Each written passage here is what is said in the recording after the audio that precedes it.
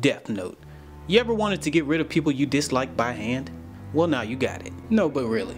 The show is about a kid named Light who randomly finds a notebook that fell out the sky. He picks up the notebook, sees that it has rules that says if you write a person's name down in this notebook, you will kill him in real life. So, of course, like anybody's reaction, he wants to try it out. He finds a random criminal, writes his name, sees that the notebook actually works, then goes on to claim, "That's right, the world is rotting, and those who are making it rot deserve to die. I'll do it. Using the Death Note, I'll change the world."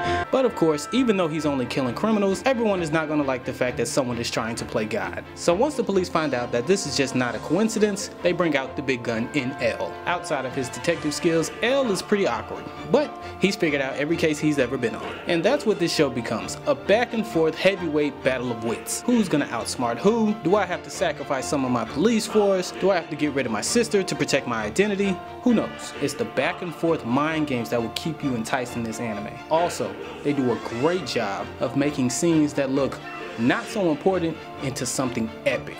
I'll take a potato chip and eat it. I think the two best characters after Light and L would have to be the Shinigami, who just happens to be a package deal that comes with your Death Note. The Shinigami Ryuk stayed to who he was the entire story. Here's an example of Ryuk. He's basically the guy in blue over there, just standing around watching Light and the police go at it. He only intervenes when it's necessary, not really getting in the way. He'll only step in just to set some guidelines that aren't clear, and then he'll step back and watch the fun. Rem, on the other hand, was pretty much the opposite. She would do anything in her power to protect Misa, who also is a Death Note holder, and just happens to be madly in love with Light. Now, the complaints I normally hear with this show. Oh, and by the way,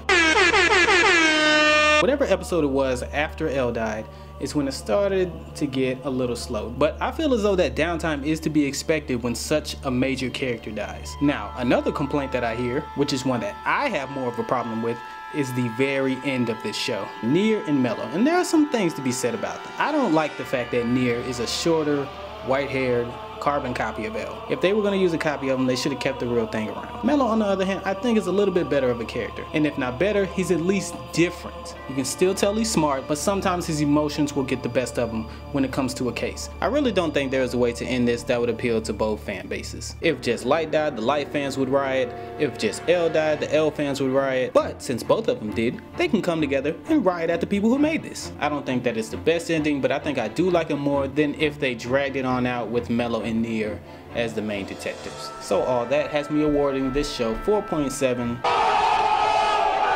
out of 5.